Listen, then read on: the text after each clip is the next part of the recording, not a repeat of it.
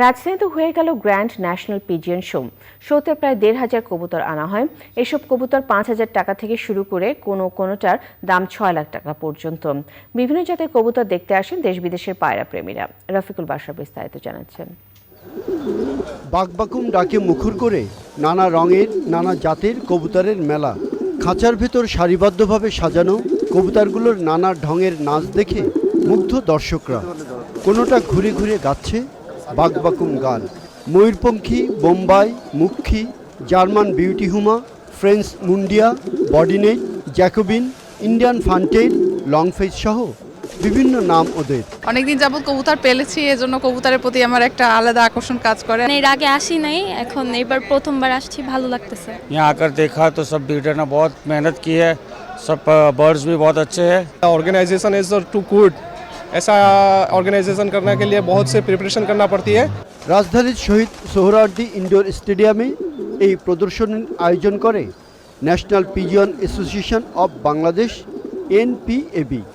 অংশ নেওয়া বিভিন্ন জেলার খামারি এবং আয়োজকরা বললেন, বাংলাদেশ থেকে কবুতর রপ্তানির সুযোগ আছে। 20,000 খামারি আছেন।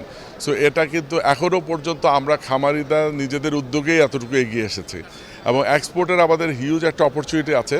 কিন্তু আমরা গভর্নমেন্টের কাছে আমরা অনেক ধরনের সহযোগিতা চেয়েছি, নট ফাইন্যান্সিয়াল সহযোগিতা, কিছু প্রসিডিউর। সো ফার্স্ট যেই বাইন্ডিংসটা হচ্ছে, আমরা বন বিভাগের আন্ডারে আছি। এটা কিন্তু গৃহপালিত একটা প্রাণী। এখান থেকে আমাদেরকে লাইভ স্টকে আনলে এক্সপোর্টটা আমাদের জন্য অনেক ইজিয়ার হবে। অবশ্যই এক্সপোর্টের একটা বড় সম্ভাবনা আছে আমাদের।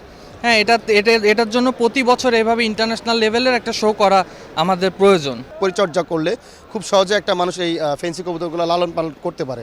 পায়রার প্রতি যত্নবান হওয়ার পরামর্শ বিদেশ থেকে আসা বিচারকের। The standard says it should stand upright with 50 degrees angle of the back, with a long neck, with a milky eye, and the beak should be a shape of a cone. That is giving a standard of the bird. It should shape into that character. গঠন, বিশেষত্ব সহ বিভিন্ন দিক বিবেচনায় 32টি কবুতরকে champion ও runner up করা হয়েছে। Rafiqul Bashar, channel I, Dhaka.